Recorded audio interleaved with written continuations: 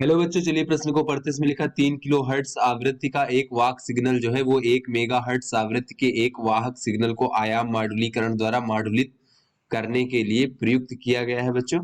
तो पार्श्व बैंडों की आवृत्तियां कितनी होगी ये हमें बताना है।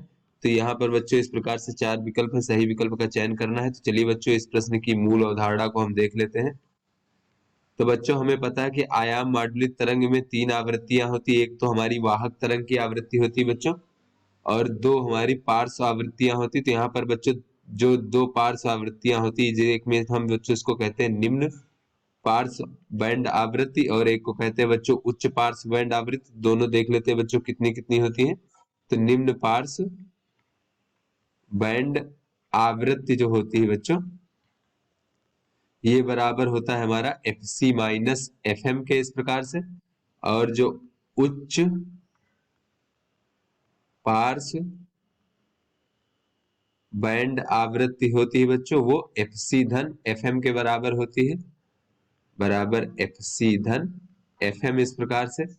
एफ सी क्या है बच्चों, ये हमारी वाहक तरंग की आवृत्ति है, और एफ एम क्या है बच्चों, ये हमारी संदेश तरंग या फिर ये कह लें मॉड्यूलक तरंग की आवृत्ति है बच्चों, इस प्रकार से। चलिए अपने प्रश्न को हल करते हैं। तो यहाँ पर अगर हम देखें तो ये जो हमें वाक सिग्नल दिया गया है 3 किलो हर्ट्ज आवृत्ति का एक वाक सिग्नल बच्चों, वो 1 मेगा हर्ट्ज आवृत्ति के एक वाहक सिग्नल को आयाम मॉड्यूलीकरण द्वारा मॉड्यूलित करने के लिए प्रयुक्त किया जाता है बच्चों। तो यहाँ से बच्चों अगर हम देखें तो ये मॉड्यूलक तरंग की जो आवृत्ति दिया गया है बच्चों 3 किलो हर्ट्ज दिया गया है। तो इसे अगर हम मेगा हर्ट्ज में देखें तो इसको हम लिख सकते हैं 0.003 मेगा हर्ट्ज बच्चों, इस प्रकार से।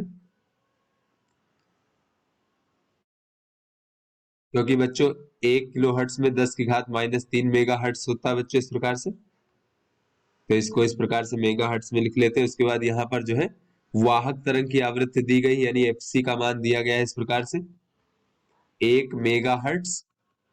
तो यहाँ से पार्श्व बैंडों की आवृत्तियां हमसे पूछी जा रही बच्चों, यानी कि उच्च पार्श्व बैंड और निम्न पार्श्व बैंड दोनों की आवृत्तियां हमसे पूछी जा रही है बच्चों। तो यहाँ पर हम देख लेते हैं उच्च पार्श्व बैंड, इसे हम बच्चों यूएसबी से भी प्रदर्शित करते हैं, ये होता है एफ सी धन एफ एम। तो बच्चों यहाँ पर अगर हम दोनों को जोड़ देंगे तो हो जाएगा 1.003 मेगा हर्ट्ज। इसी प्रकार से बच्चों जो निम्न पार्श्व बैंड आवृत्ति देख लेते हैं बच्चों, उसे हम एलएसबी से प्रदर्शित करते हैं,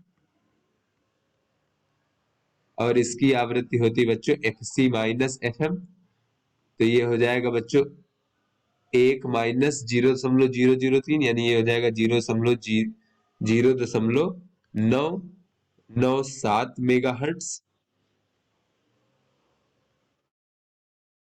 तो इस प्रकार से अपने विकल्पों को देखें बच्चों, तो ये हमारा ए विकल्प जो है ये सही विकल्प होगा। तो आशा करते हैं आपको समझ में आ गया होगा। धन्यवाद।